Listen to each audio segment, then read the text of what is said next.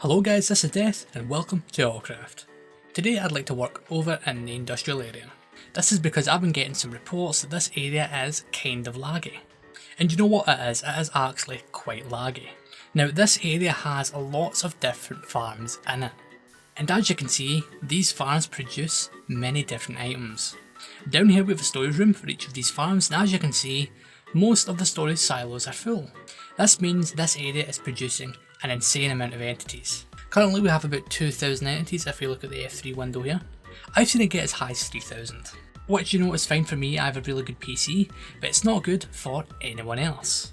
So, the first part of today's episode we're going to be tackling that problem, but not right away. To start, we actually need to do some building in this area. The builds we're going to be doing are going to come off of each of these corridors, or each of these doorways right here, because I kind of want to do some stuff above the surface in the future. Totally won't be happening by the end of the day, by the way. So what I'm thinking is I want a room, or I want a corridor coming off from each of these doorways, and then a room with a way to access the surface, which will be at the same layer as that glass. So let's jump into Hyperspeed build mode real quick to build up these rooms.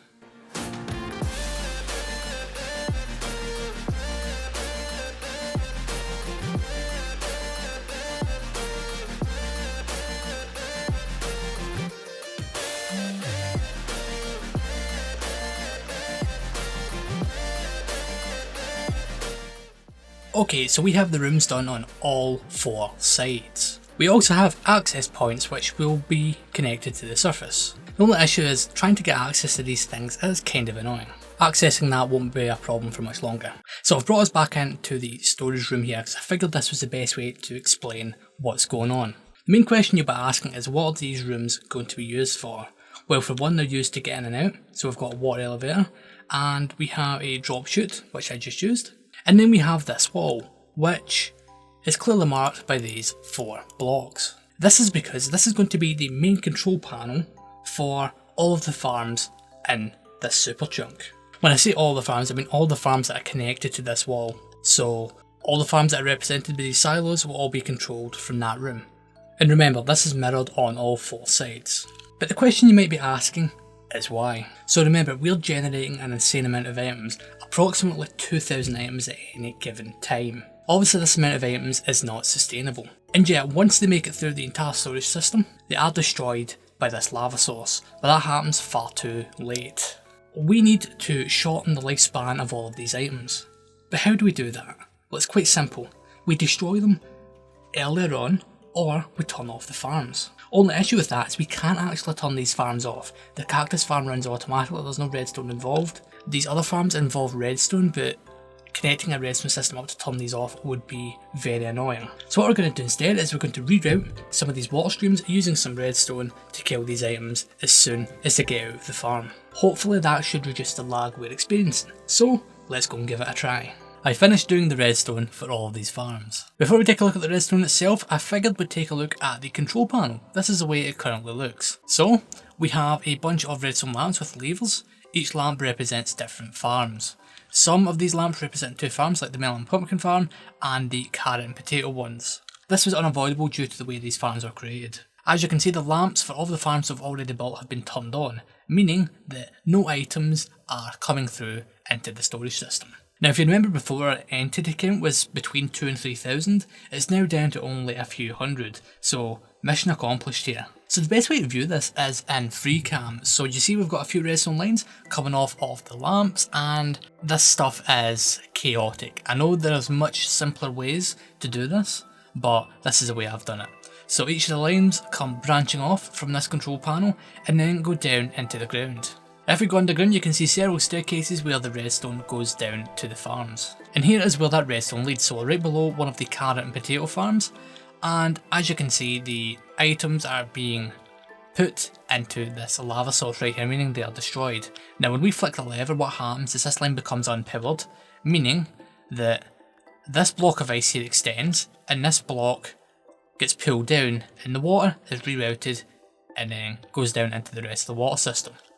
We've used that same system everywhere else, and if you look up here, we had to squeeze that into a smaller area because we only had like one block in height to play with, so we compacted it and change the orientation quite a bit. Now this doesn't reduce the lag entirely because the items still exist, it's just the lifespans, as in from when the items are created to when they're destroyed, is a lot lower. Before we'd done this, the lifespan for each item was about 3 minutes. Now it's more like 20 seconds, which is very good. So right as I finished doing this, Splash messaged me because she needed some potatoes. So let's go and meet up with Splash and maybe see if we can make some diamonds. So Splash, I heard you need some carrots, or was it potatoes? I know it was one of them. You know, I suppose it doesn't really matter. I need to breed villagers. So, I mean, potatoes, carrots, both are good. I was just growing potatoes myself, but I was wondering if you could, do a little trade, supply, help? Well, you know, it's very fortunate that I have this industrial area, because if you look over there, I have a full silo of each item. So what would you I prefer? do see that. What would you What like? would you like? Oh, That's my line. well, I guess 4. Yeah! Yeah, that's a hole. Watch out. Okay. Oh no. I'll just stay here. Oh, okay. Yeah, I'll take 4 shulkers, please. All right, I will Potatoes, fill you up with potatoes. Sure, potatoes sound fine. Thank you. Okay, right, there's your 4 shulkers of potatoes. Okay, so now potatoes are being produced pretty far en masse, so their value is not too good anymore. So I will give you 1 diamond and your own carpet back. I will accept this. I will treasure this carpet forever. Also, from my point of view, my character's invisible for some reason. Oh no! You know, breaking your stuff is sort of just how I roll here. So. Oh yeah, I know. You totally haven't had to fix the glass several times. I did it again. Oh my! Oh no! Oh. Unfortunately, there's no hole up here. Hold on, I'm gonna have to go outside so I can make a hole so I can get back in. Okay, there we go. And bye bye. Nope. I will catch you later on, Splash. I want my glass back. Alright, so you should totally go and check out what Splash is doing over on her channel. She's doing a few big projects in the server right now, so make sure you go and check that stuff out. You know, even though we just sold 4 shulker boxes, which is 2 double chests by the way, the indicator for the storage silo hasn't actually went down. That's because we have 2 additional double chests above the last level of the status indicator, meaning that we don't even need to turn this thing back on. So now that all of that lag and dealing with entities is out of the way, we can actually build some more stuff in this area, because I have an insane amount of that planned coming soon. However, first we're going to need a surface to build on. So I'm not entirely sure how big I want this platform to be. Obviously it needs to be big enough to reach those drop chutes there, but I want it to be quite a bit bigger than that. So let's build a border.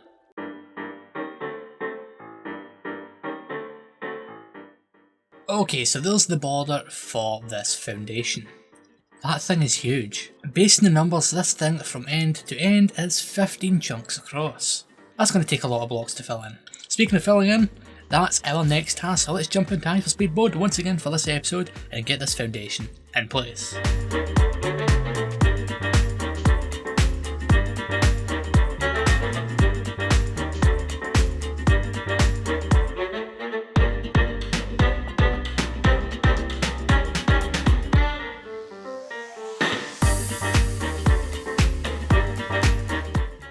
And there we have it. This platform is now finished. This thing took so long to make. Also, trying to get that replay working properly was kind of hard because of the sheer size of this place.